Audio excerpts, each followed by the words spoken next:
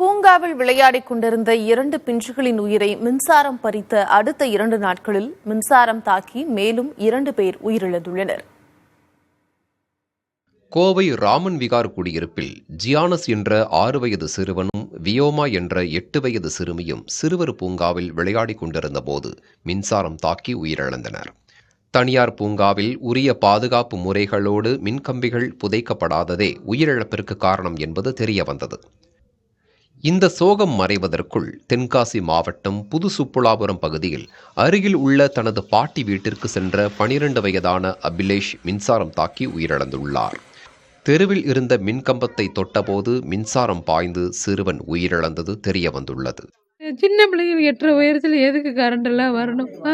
அதெல்லாம் சரி பண்ணி தயவு செஞ்சு கொடுங்க. இது மாதிரி நிறைய இடத்துல இருக்கிறத குழந்தைங்களுக்கு பாதிப்பு ஏற்படாத மாதிரி இது பண்ணி கொடுங்க. தமிழக அரசு இதுக்கு உடனடியாக நடவடிக்கை எடுக்கணும். உரிய பராமரிப்பு இல்லாததன் காரணமாகவே உயிரிழப்பு ஏற்பட்டதாக புதிய தலைமுறை செய்தி வெளியிட்ட நிலையில் அப்பகுதியில் பழைய மின்கம்பங்கள் மாற்றப்பட்டு புதிய மின்கம்பங்களை மின்வாரிய ஊழியர்கள் அமைத்து வருகின்றனர்.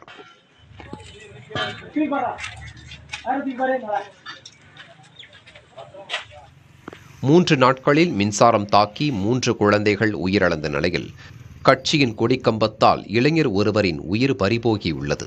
திருவாரூர் மாவட்டம் ஐயம்பேட்டை பகுதியில் திருமணம் மற்றும் புதுமனை புகுவிழாவுக்காக திமுகவின் கொடிக்கம்பம் அமைக்கப்பட்டிருந்தது.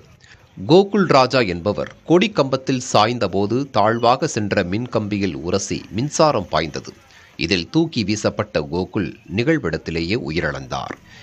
இந்த நிகழ்வு குறித்து காவல்துறையினர் வழக்கு பதிவு செய்து விசாரணை நடத்தி வருகின்றனர்.